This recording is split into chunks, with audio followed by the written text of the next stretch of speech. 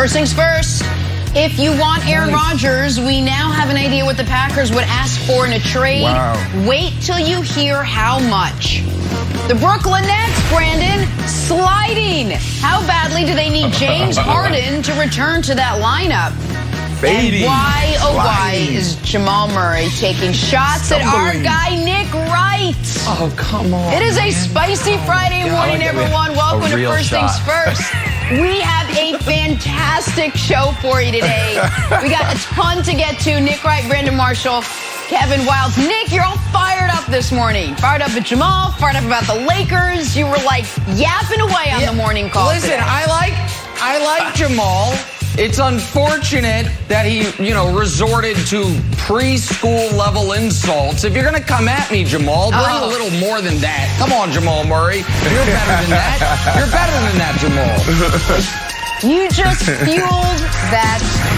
I won't even call it a fight. We'll get to that, but we got to start with what should have been a marquee matchup, right? Lakers, Clippers, beginning the season, this would have been everything, but now we're here, and it was not. Anthony Davis, once again struggling. Last night, when he appeared to roll his ankle, he ended up staying in the game, but then later left for good with back spasms. Remember, oh, my goodness. Lakers already without LeBron last night, and they're without LeBron The table tonight. took him out? So, Clippers cruise to an easy win, and for the Lakers, a loss. They have now lost 7 of their last 9 games. But last night, the whole story was Anthony Davis. Take a listen. The ankle was fine. Tweaked it, but it wasn't bothering me. The back blocked up pretty bad, so that's it. Couldn't really move. Feel a little better now, and see how it is tomorrow. I know the spirit in the locker room is still high. I mean, guys came in after the game and said, put it behind us. We got another ball. So guys are still great with their minds and their spirit about, the rest of the season. And so obviously we're fighting for playoffs. And tomorrow's probably the biggest game after these games. So, guys are still optimistic and we're still fighting. And guys' spirits are still high. I mean, that's great, but the Lakers have the Blazers tonight. And this is probably the biggest game left as far as the regular season goes. A win, and the Lakers stay the 6th seed. A loss, and the play-in tournament looks pretty much like a guarantee. Brandon, I'm going to start with you. Is it time for our guy, Nick Wright, to be worried? Nicholas James Wright? Hey, buddy. It's time to put the gloves back on. I got a deal for you. Our teams, the Nets, the Lakers, they're stumbling, they're fading, they're sliding, everything. How about we just take it easy? How about we just come together and say, you know what? Let's get behind our teams and cheer our teams on. Because we don't need to get to the C block or the D block today and talk bad about the Nets. And then we're opening the show up with the Lakers. Everybody know how terrible the Lakers are. I won't crush your team if you don't crush my team. How about that? It's Friday. Don't make that deal. No, I don't want the deal. Reject that offer, and my counter offer is nothing. Because while you, and we don't have to get into the Nets, have real reason to be concerned, I don't know why folks are acting like the play-in tournament is a gauntlet, hanging over a swamp of alligators, crocodiles, and sea monsters. The play-in tournament would mean you have to not lose back-to-back games to the Grizzlies, Spurs, or Warriors. The two of those 3 would be in it, and you would have to lose to both of the teams you play to not make the postseason. Now, I'll tell you what I am concerned about. Prior to Anthony Davis going out with an injury, he was playing incredibly poorly against the team that he needs to play the best against if they are to meet in the playoffs, if the Clippers don't flame out early again. It might even be the first round. The Clippers built their roster with the exclusive purpose of stopping LeBron and totally neglected to add anyone in 2 years who should be able to slow down Anthony Davis. So AD being 2 for 9 with 1 rebound in the first quarter before he went out, that ain't great. And I know that continues a trend Brandon has been talking about all year long. But why am I not concerned about the Lakers? Here's why, Brandon. 28-10. That is, forget Anthony Davis. That is the record this year when LeBron and Dennis Schroeder play. Their best player and their third best player. 28-10. Not a small sample size. What would that be over the course of the season? The best record in the entire NBA. Schroeder is out with COVID protocols. LeBron is out getting the ankle better. And so, of course, they weren't going to win last night. Now, tonight, we'll see against the Blazers. The Blazers are not a great team. If AD plays, I think they can win that game even without LeBron and AD. But no, until we get the report, LeBron James done for the season, I'm not going to be concerned. And the play-in game, this scenario, like it is just this unbeatable situation, you got to win once against a bad team. That I'm not worried about either, Brandon. Dennis Schroeder and LeBron James. Oh, my goodness. Everybody in the NBA is going to be afraid of those big two. That's what you're going with, Nick. I gave you an opportunity to put the gloves back on and for us to partner and get. Come on. You know ain't nobody afraid. LeBron James was shooting 60% from three, Nick. You know that. He was playing lights out. No, he turned into Ray Allen at 36. He was damn near shooting 60% and felt like he was turned into Ray Allen, at 36 years of age. But here's the deal, man. No, it's not like this playing game. It's not like hanging over, alligators. No, it's just fish under there, just catfish and maybe a few basses. That's all it is. Because if you lose, guess what your boy LeBron's going to be doing? He's going to be on a banana boat fishing. That's why it's a big deal. Yes, good. Exactly. That's well done. But I'm not worried. My worry level hasn't changed from a couple of months ago when we were looking at AD. He was gone. He was missing, and he was playing poorly before he went down. So it hasn't changed because a lot of us is rooting for LeBron James to catch MJ. You already have LeBron James as the GOAT, as the best player to ever do it. But then there's a group of people that still believe in Michael Jordan, and that's their GOAT. That's my GOAT. So I'm rooting for LeBron James. I want to have these conversations on this show. And the only way that's going to happen is through AD. LeBron James is going to be fine. Nobody should be worried about LeBron James. You do a great job of going through his history of LeBron James in the playoffs. But AD, it's not the same history. It's not the same backstory. AD is hurt. AD isn't playing well. Something's going on. I mean, the damn scores table last night took AD down. Wild. Are you not concerned about his toughness? Come on. I think everyone should be very concerned. And just to address there's groups of people who think that Michael Jordan is the GOAT. That group is not a small knitting club that meets on Wednesdays at your local library. That is hundreds and hundreds of millions of people. Don't let Nick brainwash you, Brandon, that these are like two equal groups. It's Nick Wright and a few stands on Twitter, and then the rest is like the global population and maybe some people from Mars and Space Jam. Okay. Here's why you should be concerned, Nick. Because there's a lot of Lakers big men who are great actors. Oh, Kareem in Airplane, or Shaq in Kazam. Anthony Davis is not one of them. So when he leans back like, yeah, this feels really good. We're really optimistic in the locker room. We feel good about it. He's not telling the truth. He's not telling the truth, and he's not a great actor, and no one's buying it. So I laid out 3 simple reasons why you should be concerned. Just so you can print it out, put it in your pocket if you ever wondered, should I be concerned? Number 1, health. Oh, boy. Anthony Davis is hurt. Turns out, everybody, big news, you should probably read about it in the health section of your local newspaper, your back is actually down where your ankles are. Oh, didn't know, because I saw him twist his ankle, but he went out with back spasms. I guess that's supposed to make me feel better. Actually makes me feel worse that things are happening all sort of up and down the kinetic chain. Number 2. What's this one? Attendance. Oh, LeBron's out. Frank Vogel was like, hey, where's LeBron been? He's like, I don't know. He's just not here. Okay, that's an odd story we're not going to talk about. Here's the other reason. Hey, Dennis Schroeder, what are you up to? Oh, I don't know. Playing video games on Twitch. Now look at me. I'm 150 years old. I barely know what that means. But you should probably be watching the Lakers game. I don't know. Call me crazy. Reason number 3. What the heck? It's 7:40 in the morning and it's already Dame time? Holy cow, it's 4 in the morning in Portland and we're already getting ready. Oh, Nick, this is like a mini playoff game. Revenge. Oh, look at him waving goodbye. Look at him waving goodbye to the Lakers tiebreaker. Oh boy, it's going to be Dame time tonight. Get ready, everybody. It's a big game. No one's going to be there. Nick, and Dame time will amused. strike again. Dame's back. Revenge from the bubble. Jenna, do you Talk to me. have this overwhelming sense of deja vu like I do? It is like we're in a time warp. Of me asking. And it is Yes. September. Asking you It is September of 2020.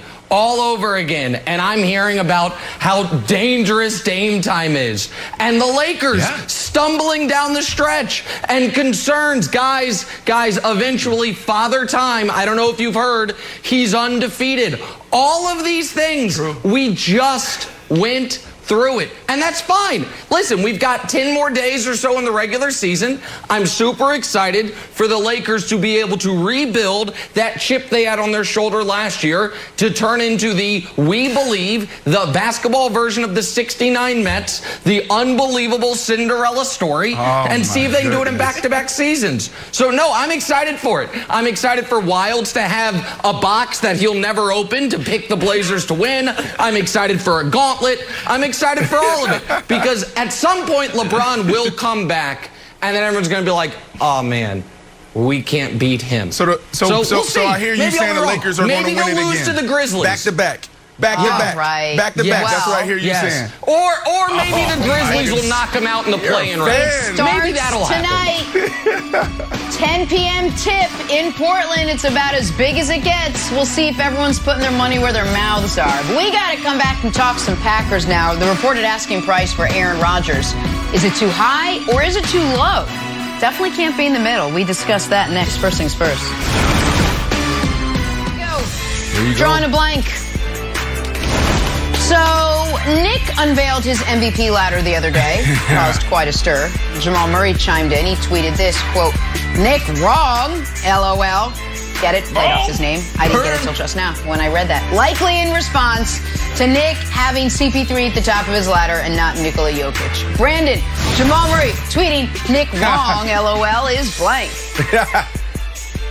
Man, my Twitter handle blew up. People tweeting me, talking about, man, you see what's going on social media? I'm like, what's going on? And I jump on Twitch, I jump on dang on IG, Facebook, and Nick, you just going off, bro. Yesterday was like a soap opera. Like, you said what you said. Your take was good. And then you got sensitive, and then you felt like you had to explain yourself. So I felt like yesterday was a bit of a soap opera because you went out there yesterday and said CP3 is the MVP or should be the MVP. You threw flowers to Jokic. You said Joker is playing phenomenal, but when you think about what CP3 has done this year and how he's totally transformed this organization, you're saying we need to respect that. We need to take a real look at that. So I felt like yesterday was a soap opera because I turned on and you're going live on Instagram, you're tweeting, you're on Facebook. Yeah. That's a little bit too much, man. It's a little bit too much. I didn't like it. Yeah. Okay. Well, I reject all of that. And of all people, Brandon Marshall telling me I'm doing too much on IG. Guys, go to Brandon Marshall's IG page for the 11th photo shoot of the week. Like, what the hell are we talking about here? That's first of all. Second of all, Jamal Murray, I don't think was mad at me saying that CP3 is the MVP. What Nuggets fans are mad about is the fact that I said Joker would be, historically speaking, the worst player to win the MVP award since Dave Cowens. The worst player in more than 40 years. And I'm not sensitive. I'll give my answer in a moment, but let me explain this. I'm not sensitive about people disagreeing with me.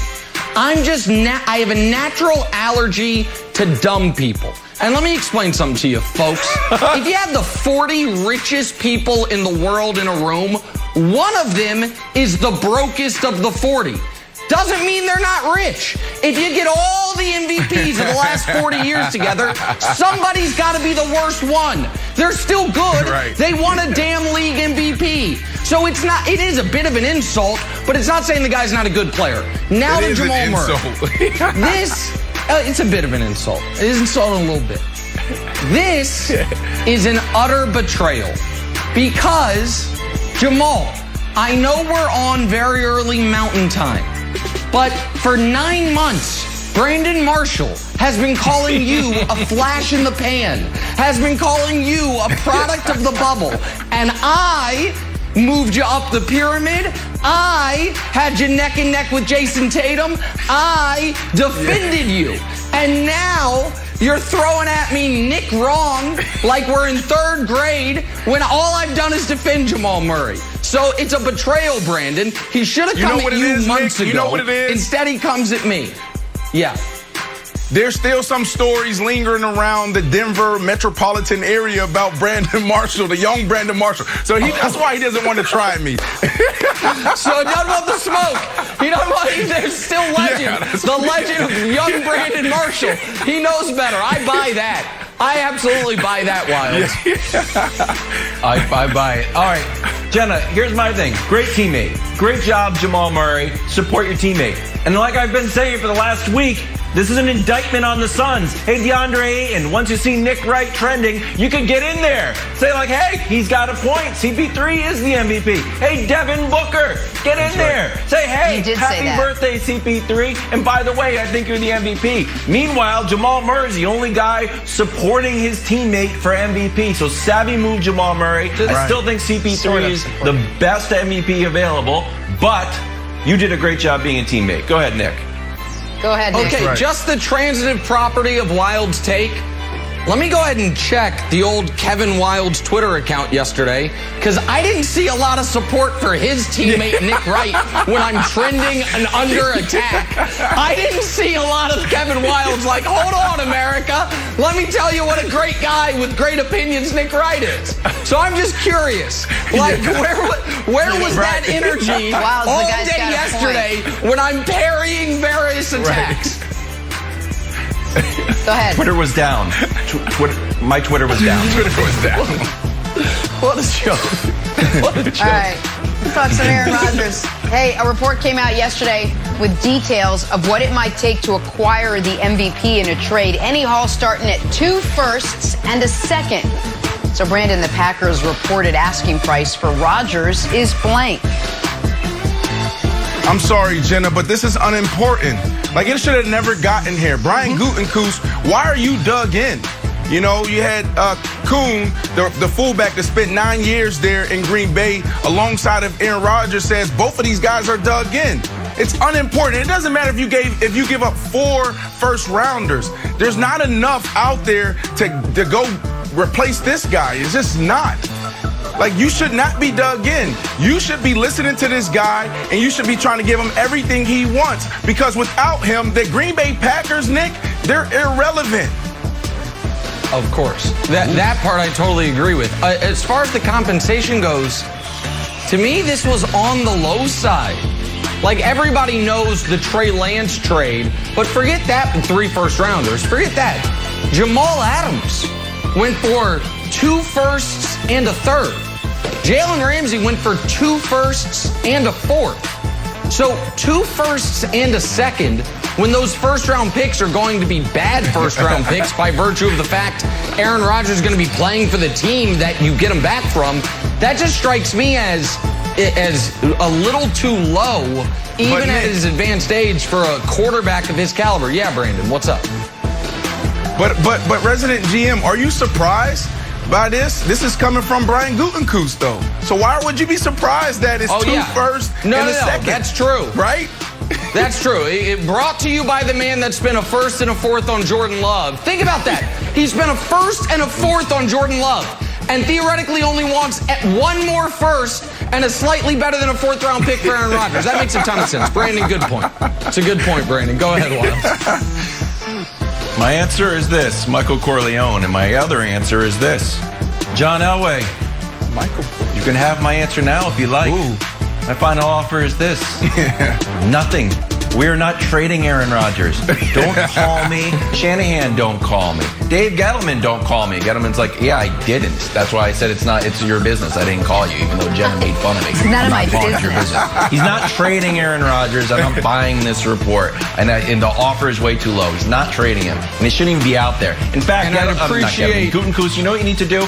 Have a morning press conference and just debunk all of the rumors that are out there. You have to take control of this narrative that's running out of control. I know. Is he going to ask Elway to pay the roster bonus too, as a courtesy? Yeah. Probably. Kevin Wild's got some weird and wonderful. The show goes on for Ohtani. 10th home run last night. That is just pretty wonderful. But Kevin's got even more weird and wonderful. What do you got, KW? Okay, look, one of the great things about baseball is that there's tons of stuff everywhere. There's bases, there's dirt, there's bazooka gum, there's, water. Don't hit yourself in the head, dude. If you're frustrated, you can go in the dugout, throw some bats, lift the baseball up, do the old Earl Weaver and kick dirt all over the plate. Don't do this. Unwise and bad for New Era. Moving on to the wonderful. You know what's the worst? The Switch. I hate the Switches, not Nintendos, just baseball. So Glaber's like, hey, I'm out of here. You guys want to switch me? Whoa, see you later. I'm moving all over the place. And also, it's not Switch, it's a shift. Catcher? Not switch, shift. Glaber scores from first because no one's covering. What's happening? Like, honestly, can I tell you why I did that? Because my kids got Switches, and that's all I talk about. The catcher's moving all around. Shifts don't work anymore. Neither do Nintendo Switches. Ooh. All right, let's stay in New York. Talk about Brandon's Brooklyn Nets because they are officially sliding. How badly do they need Harden back? Ask and answer sliding, next. Gliding, swish, fading, stumbling. Brandon Marshall, what is going on with your Brooklyn Nets? They lost to the Mavs last night. That is now, let me count them up, 1, 2, 3. No, that's 4 straight losses for them. Dude, you can't blame Kyrie. Kyrie gave you 45 last night, but that wasn't enough. So where does Kyrie think the Nets go from here? Take a listen.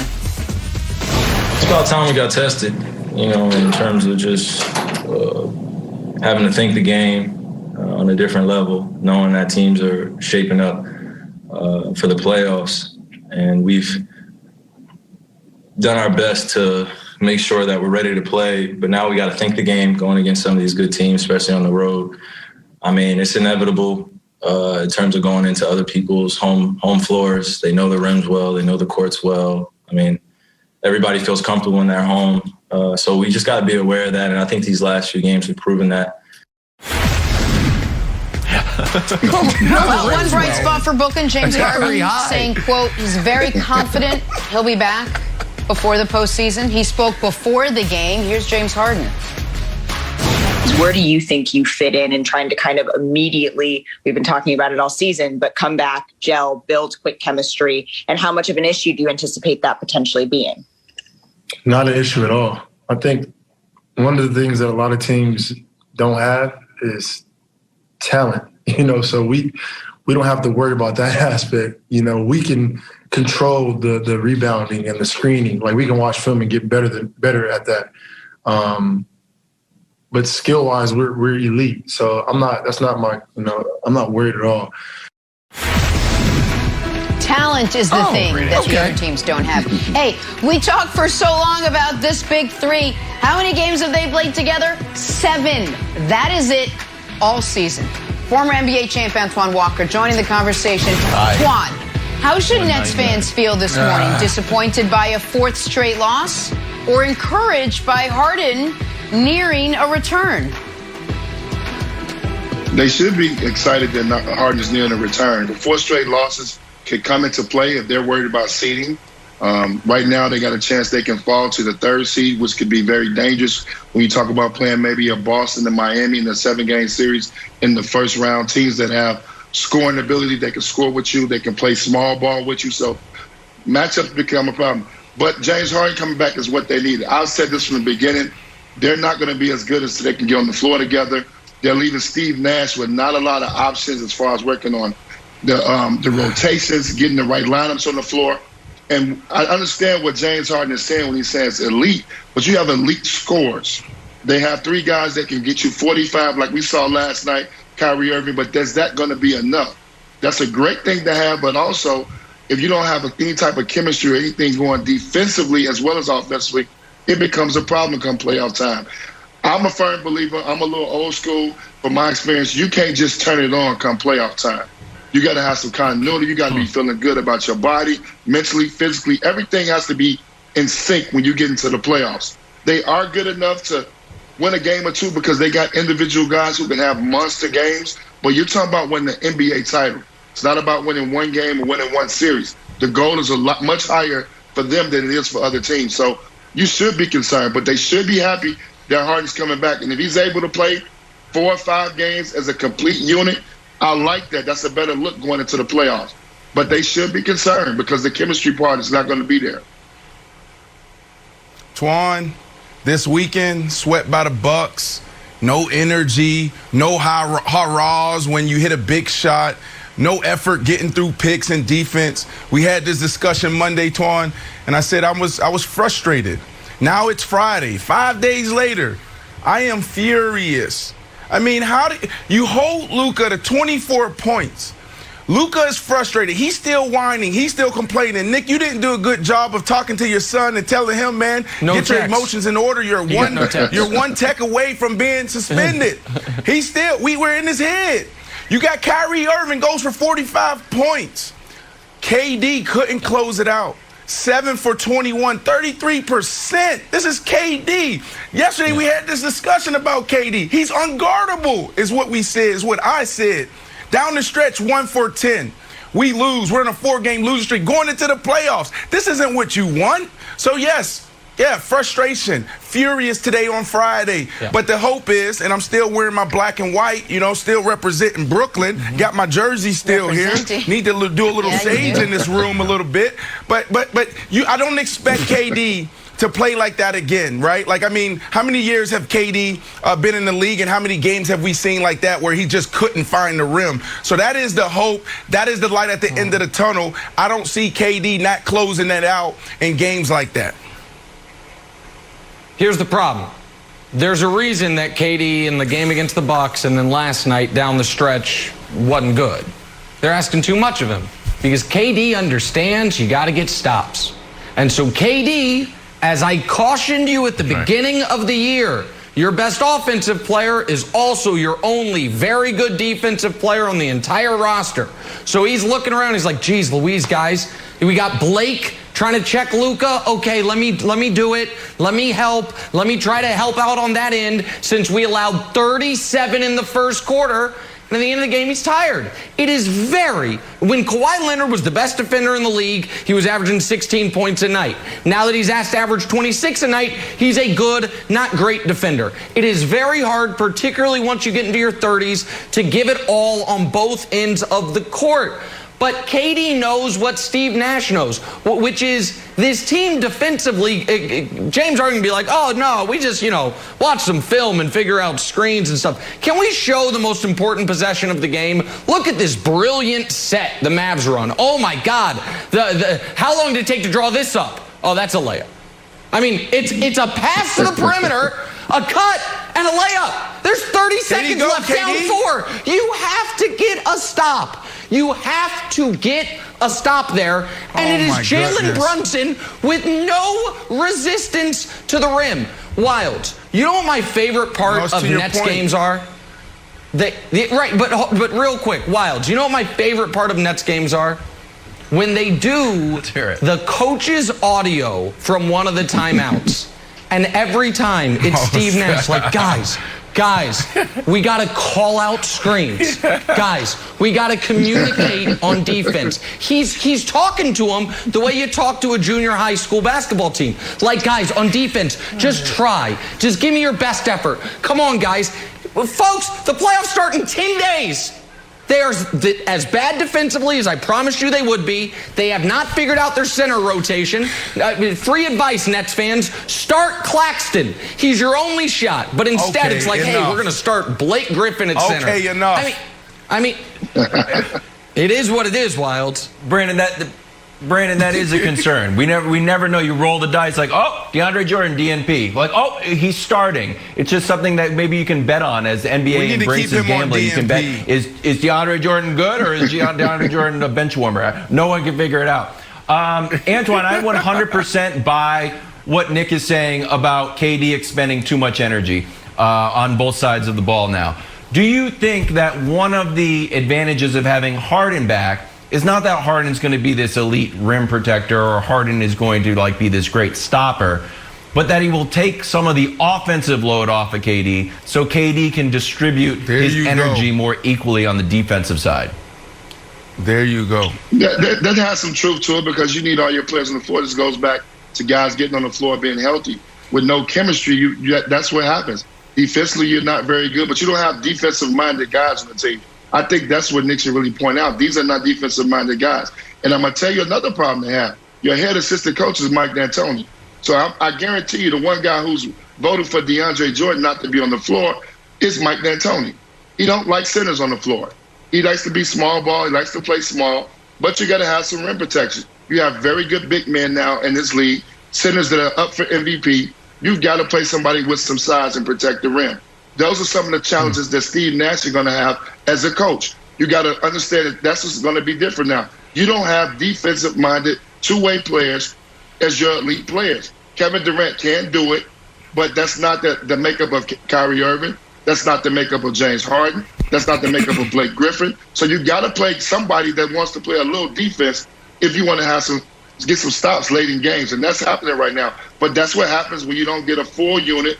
You don't get a chance to work with guys to try to figure some of this stuff out. And that's going to be a challenge for Steve Nash come playoff time. Yeah, but Twan, look, DeAndre Jordan, I don't know what's going on, but what I saw this weekend against the Bucks, we need to see DeAndre Jordan and DNP the rest of the way. Like, DeAndre is a nice guy, had a phenomenal career, but right now it's a huge liability on the court. And Nick, I gave you an opportunity to put the gloves back on. All right, here's the deal. Not. And if you're right about Kevin Durant, then that means exactly what Wild said is right. When James Harden comes back, he's going to take that pressure off of him, and we will be fine. So we are right where we need to be. The Lakers, your team, y'all are just having a bad. Y'all are bad.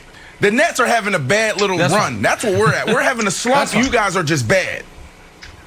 That's fine. I will listen. The Lakers certainly, when LeBron James isn't on the court or not playing, they're not very good. Luckily, I think he's going to rejoin the team next week. But just real quick, the idea that, hey guys, Kevin Durant, you're going to be our Ben Wallace, and don't worry about the offensive end. I don't think when they put the team together, that was the plan. But I did find, Jenna, the Kyrie sound very interesting, where he's like, listen, teams know the rims at their home court and the courts at their home court. Okay, so it sounds like you think maybe home court matters. That's a bummer because now you are barreling towards not the 2 seed, but the 3 seed, thanks to what's happened this week. So you're not going to have home court advantage in any series after the first round, and evidently those teams knowing the rims at their home court is a big thing here. It's either that or you're just a terrible defensive team. I'm not sure, but maybe it's the firmness of the rims. I'll investigate. Okay. Remember the other thing Kyrie said a while back based on a bad KD game last night? He's not worried. He now has someone he can play with that can finish games. Maybe it isn't KD after all. I don't know.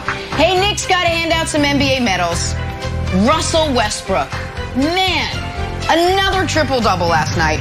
One short now of Oscar Robinson's all-time record. But somehow Russ misses out on a medal. Nick, who did it better last night? Sorry, Russ was 5 for 19, so I can't give him a medal despite the 17 rebounds, 17 assists. Pascal Siakam, 44 points, 11 rebounds, 7 assists in an overtime loss to Russ and the Wizards. Pascal Siakam makes the medal stand. Silver medalist, Domantas Sabonis, 30, 8, and 9 on just 14 field goal attempts and a nice win for the Pacers over the Hawks. And then a gold medal, Kyrie Irving. Despite the firmness of the rims, he had no problem making his shots. 45 points, 5 rebounds, 4 assists. He was the best player for the Nets last night in that loss to the Mavericks. Jenna, there are your medals for May 6th in the NBA. Good stuff. All right, KW, besides Russ, who just missed Nick's cuts last night. Mark Cuban, what are you doing to these rims? I know where the rim is supposed to be. It's supposed to be over there. You guys move the rims in Dallas. That's why I talked about it. I'm one of the greatest finishers in NBA history. You guys move the rim. It's not me. It's the darn equipment manager. Fix this. It's not me. It's you.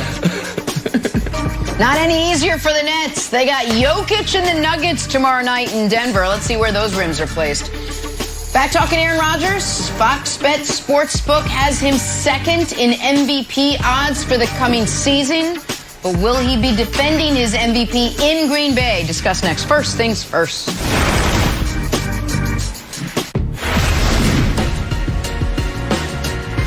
First things first, back here talking Aaron Rodgers. At this point, it's anyone's guess whether he returns to the Packers. So many reports floating out there. From what we've heard, it seems like the only way he does remain in Green Bay is if the team moves on from GM Brian Gutekunst. But one of Rodgers' former teammates, James Jones, far more optimistic. Take a listen. I speak with Aaron all the time. I talk to him a lot, and it has nothing to do about getting the GM fired. It has nothing to do about getting a new contract and getting money. You know what I mean? Everything that Aaron Rodgers has done since he's been a Green Bay Packer, this is not him. He's not a guy that's going to go out there and leak all this stuff and say he wants out of there and be giving all this stuff to the media. That's never been him. As a friend of Aaron Rodgers, I can say that it's not him. And it's never been him to do anything like that, you know? So when the organization side of it comes into place and you talk about, you know, him and the GM and the head coach working together, I think it's fixable. I think they'll be able to get that stuff done. But I think that's what it's about. It's not about getting the GM fired. It's not about new contract. It's all about making sure that you're putting the team in the best situation to win some championships. I truly feel like this is fixable. The head coach, the GM, Aaron Rodgers, this is a fixable matter that they can go in there. They can all get on the same page. They can communicate with each other. They can keep all this family business in-house, and whatever needs to get ironed out can get ironed out. But I do think Aaron Rodgers will be in that Packers uniform throwing that ball, and I truly believe that they could get this fixed.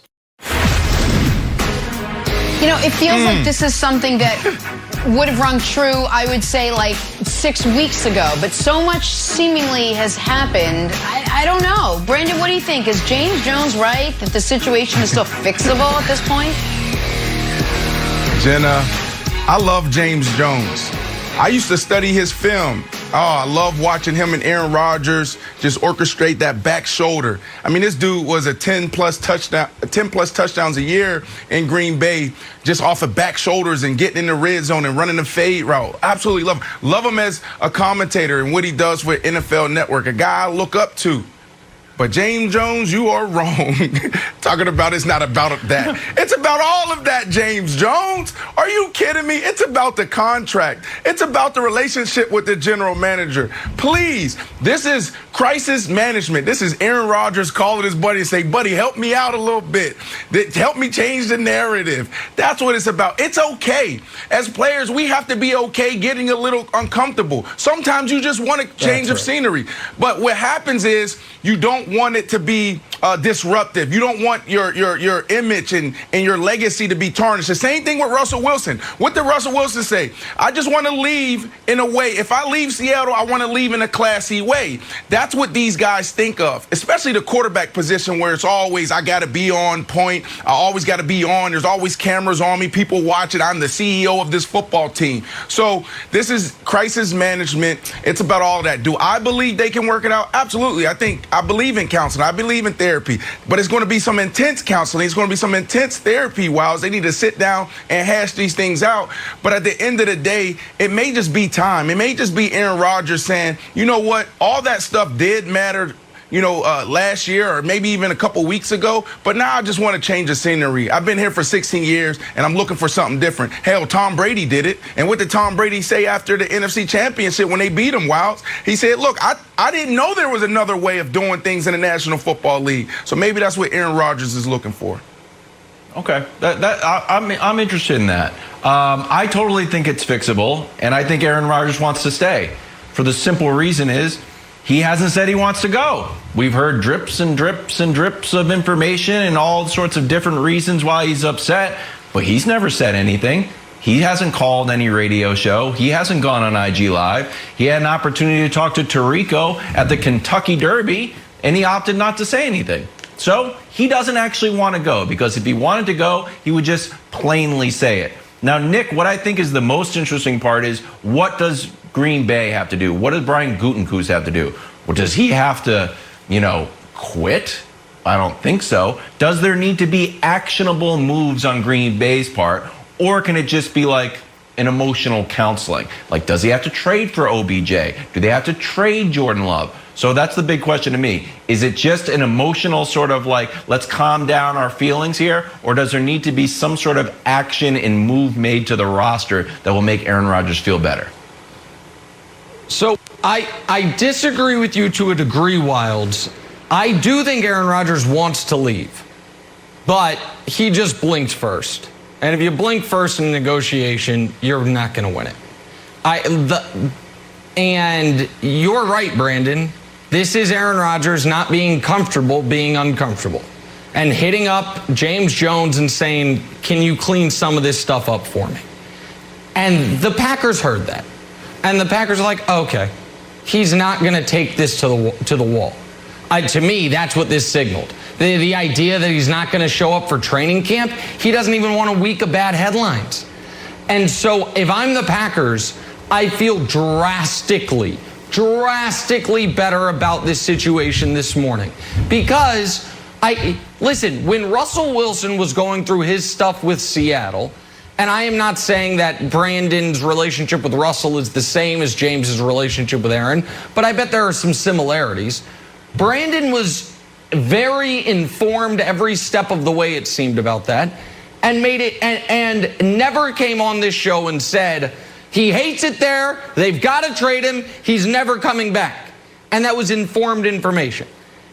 The reports that had come out prior to James Jones was, he thinks the GM's a buffoon, he was telling free agents not to sign there, he's considering retirement, and then James Jones with the qualifier of, I talk to Aaron all the time, so let me just tell you, no, it's not about any of that. It's about wanting to win. It's about wanting to be involved. If I'm the Packers, I'm like, okay, he got bored this offseason. It's a bluff. And if Aaron, now to me, Brandon, if Aaron wants to regain the upper hand, he has to do what Wilds has been saying all along he needs to do. He needs to go on the record, and I don't know that Aaron is going to go on the record. I don't think he is, and I think you're totally right. Like, he blinked first, and now he's uncomfortable being uncomfortable. Look, I'm a guy that had to work on interpersonal relationships early on in my career. We talked about it early in the show with Jamal Murray. Like, the reason why Jamal Murray tried you and not me is probably because a few of the stories that's still circulating out in the Denver metropolitan area, right? So I'm a guy that had to work on interpersonal relationships with my teammates, with my coaches, general managers. Go back to Ryan Fitzpatrick, said, man, I'm sorry, Ryan. Like, that second year we were together and that moment we had in practice, I'm sorry, brother. And so I say all that to say this. Aaron Rodgers, it's reported, it's talked about, widely talked about, his relationship with friends, his relationship with family, his relationship with other people. And it gets to a point where you're carrying this load and you're carrying this drama, and it's just tiring. It's frustrating.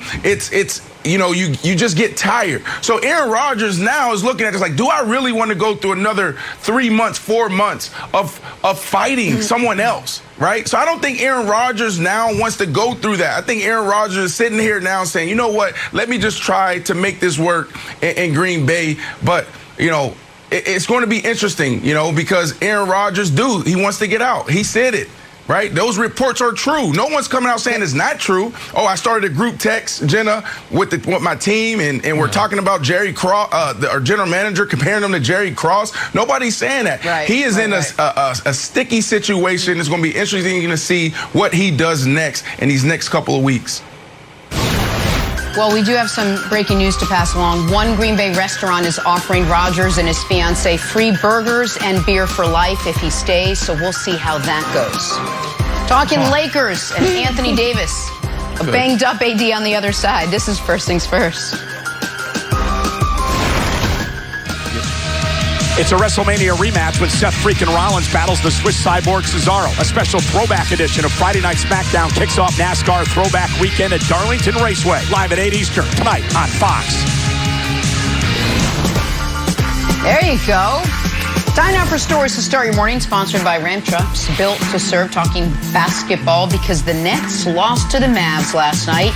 That is now 4 straight losses for Brooklyn. You cannot blame Kyrie. Guy gave you 45, but that wasn't enough. So where does Kyrie think the Nets go from here? Take a listen. It's about time we got tested, in terms of just having to think the game on a different level, knowing that teams are shaping up for the playoffs. And we've done our best to make sure that we're ready to play, but now we got to think the game going against some of these good teams, especially on the road. I mean, it's inevitable in terms of going into other people's home floors. They know the rims well. They know the courts well. I mean, everybody feels comfortable in their home. So we just got to be aware of that, and I think these last few games have proven that. All right, so one bright spot for Brooklyn, if we are to find one, James Harden saying he's, quote, very confident he'll be back before the playoffs start. He spoke before the game. Listen to this. Where do you think you fit in and trying to kind of immediately, we've been talking about it all season, but come back, gel, build quick chemistry, and how much of an issue do you anticipate that potentially being? Not an issue at all. I think one of the things that a lot of teams don't have is talent, so we don't have to worry about that aspect. We can control the rebounding and the screening. Like, we can watch film and get better at that. But skill-wise, we're elite. So I'm not worried at all. Well, I mean, is there reason to worry? The big three, we've said it many times, still stuck on 7, as in they've only played 7 games together all season. Brandon, how do you feel this morning? Disappointed by a 4th straight loss or encouraged by Harden nearing a return? How are you feeling today? Jenna Wolfe, this weekend, swept by the Bucks. They show no energy. They show no emotion. Hit a big shot. They don't high five. You don't see the guys on the sideline throwing up the trade ball. So Monday, I was frustrated. Today, Friday, I'm furious. You hold Luka to 24 points. He's still complaining. He should have been hit with another T and suspended. That didn't happen, but it was great to see the frustration because why? Nick Wright keep talking about defense. Well, they played phenomenal defense last night to the point where Luka should have been ejected. And then you have Kyrie Irving. He drops 45 points. He's sensational. And then the down moment of last night was KD. Yesterday, we were just talking about how he's unguardable. He's the best and the purest scorer the NBA has ever seen. And he goes 7 for 21, 33%. And down the stretch, the second half, he's 1 for 10. All we had to do is just hit a couple buckets, and we win that game. So I'm furious right now, Jenna, but there is hope. There is hope because there's a man out there that they say the beard, and James Harden is coming back. He's going to change everything. When James Harden is there, this team is the real deal. So you can talk about defense all you want, Nick. You could talk about, who's going to sacrifice, and KD got to play defense. He's going to be worn out. James Harden's coming back, and that is the hope for us Nets fans. So what's happening right now is we're in a bit of a slump, okay? We have some health issues, but in L.A., your boys have health issues and you have an AD issue. This is a bad team in LA. Yeah. This team right here is just in a slump. Well, we're not talking about the Lakers right now. We did that already. We can talk about the Nets for this moment. Try to deflect. I am going to talk about both of the quotes we just heard. Because James Harden, a few years ago, when I was one of the most prominent James Harden defenders when he was on the Rockets, folks would say, oh my God, anybody could do what he does if they took that many shots and that many free throws and that many threes. And I would say, well, if anybody could do it, they should do it. If you can do it, you should do it. Because for Harden, it's going to end up being $500 million in career earnings, a few scoring titles, a league MVP. Other people should sign up for it. So when I hear James Harden be like, oh, we can get better on rebounding in the defensive end. Well, if you can, then you should. Because the season ends in a week and a half, and this is how you play defense on the most important possession of the game. The Mavs didn't run any fancy action here. It is the most basic play in basketball. And that's a layup to ice the game with 35 seconds left. And then I hear Kyrie being like, well, the home courts are an advantage. If only there was a word for that, home court advantage. Well, let's show the Eastern Conference standings. Because Brandon was right after the Sixers game when he said the tiebreaker is not going to matter for the 1-2. He's right because the 1 seed is now gone and goodbye. But Milwaukee is chasing the Nets. And what can change in this regard, and by chasing I mean they're a half game out, it could be the 3 seed Nets and the 2 seed Bucks. And you could be dealing with those away stadium rims to start round 2, and if you get there, start round 3. So I'm not going to stop it. Kyrie said it's a problem. And the 1 seed is gone. Home court advantage in the finals, if you were to get there, is likely gone. And the idea and now you're going to be potentially on the road against Milwaukee. Brandon, he played last night. You heard he this played man. Last night. You heard and this they man. Lost their 4th straight. Yeah. Yeah. But you heard this man, Nick. What did he say? Wilds? He said, we it'll have be fine elite when I get skill. back. We're elite. Yeah, it's going to be fine. We're okay. That's not the skills competition. Okay, Wilds. Not the skills competition. But, Nick, you have to admit, because I know you don't want to talk about the Lakers, and Brandon said, can we talk about the Lakers? Like, no, I don't want to talk about the Lakers. I just want to bash Brooklyn. He said, okay, Nick, but now I'm going to break the rules. Okay. We heard Anthony Davis earlier in this show being like, we're optimistic. We feel really good about our team. I hurt my ankle, but it's actually my back. And you could tell that they were in trouble. And we didn't hear from LeBron because he wasn't even at the game, and we didn't hear from Schroeder because he was busy playing Twitch while the Lakers game was going on. Twitch. The amount of confidence oozing out of James Harden, where it's like, yeah, you know why we're going to be good? He's sitting there like this, like Mr. Smithers. It's like, because we're the best team, we have elite offense. Like, there's something to that. And I'm not saying that the switch and what you were talking about at the end of the game, I think James Harden's referring to like a 7-game series. He's like, in a 7-game series, we'll be able to figure things out because not only we have elite skills, we also are just like the smartest team in basketball.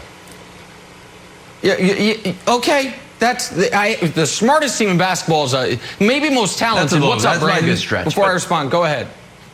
Go ahead, Brandon. Hold on. Listen, for the remainder of this season, until basketball season is over, Wilds, please do not be bandwagon. Like, 1 minute you want to be for the Nets, 1 minute you're not for the Nets. Now you're like, oh, the confidence. I just want, before we move on to the next topic, I just want to highlight that. Please stop jumping on and off the Nets bandwagon. Please. Me? No, Wilds is just analyzing. He just got in trouble. And listen, folks, Harden can ooze confidence all he wants. The fact of the matter is, back in February, Brandon announced we can't talk about defense on this show until mid-March. It is now mid-May, and they can't stop anybody, Jenna. That ain't changing by mid-June. Quit trying to blank here. Guys, DK Metcalf, all eyes on him Sunday. He's trying to qualify for the Olympic trials in the 100-meter dash. Brandon, DK's performance in the 100-meter dash Sunday will be blank. 10 flat. He's going to make it, Nick. 10 flat. No. There he is. No, sorry. I hope he can take his uniform off. No. Take the over on 10 flat America. Take the over. We gotta go. God. Have a great weekend, everyone. We'll see you Monday. Undisputed starts right now.